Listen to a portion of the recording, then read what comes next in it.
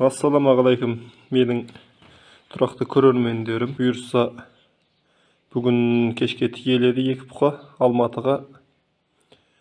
Ертең нәтижесін көреміз. 5 ай байлаған. Екеуі қыркүйектің 3-інде кірген. Содан бері міне 5 ай болды. Бірі 100 мың теңгеден жем-шөп жеді. Бағалары 265 мыңнан алынған. Bir бас 100 мың теңгеден жем-шөп жеді 5 айда. Ал енді бұлардың кірген бағасы 165 мың теңгеден алынған. Бұл 1,5 жасарлардың өспей қалғандары болған. Соны байладық енді. Бұған салмақ қойып, көзқарастарыңызды пікір қалдырып кетіңіздер. Және каналға тіркеліп, лайк басып кетіңіздер.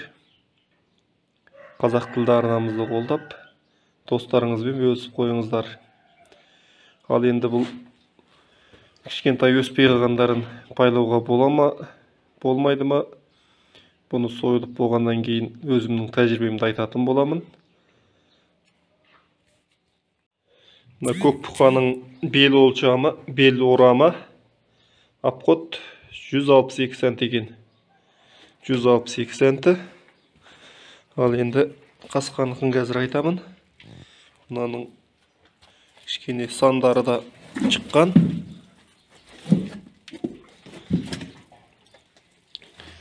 Бойлары да біраз өсті.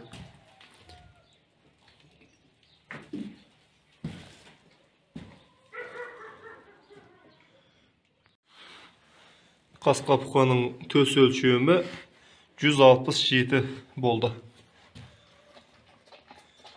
Семіздігі мойыны жуарды, жамбасы да жақсы.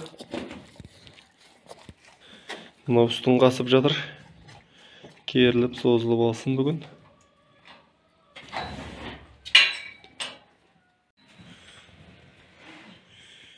Екеуі сүзісіп жатыр. Міне қасқа бұқаның саны арт жағынан.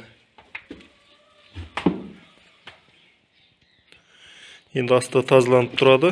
Сондай болса да тезектері үстіне жабысып, бордақы малды солай болып тұрады екен енді.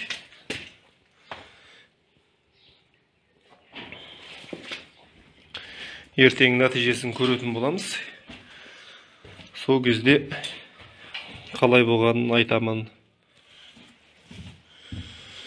Бұқа бордақылаңыздар, байыңыздар, кәсіптеніңіздер. Ауылдағы ағайын.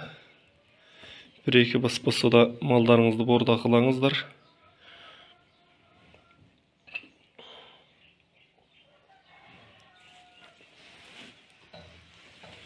Бұлардың енді бойлары кішілеу. Бірақ ертең енді салмағын көретін боламыз. Етті семірген туралы пікір қалдырып кетсеңіздер болады. Қанша келе салмақ беретін туралы.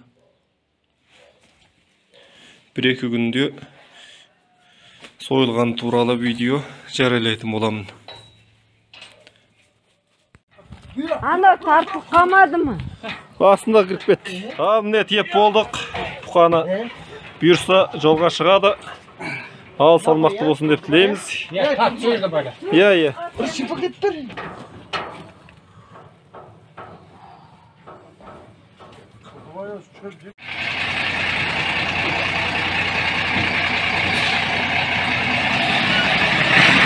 Етті міне бұқалар. Қасқа бұқаны қарап тұрады. Ал ақ жол.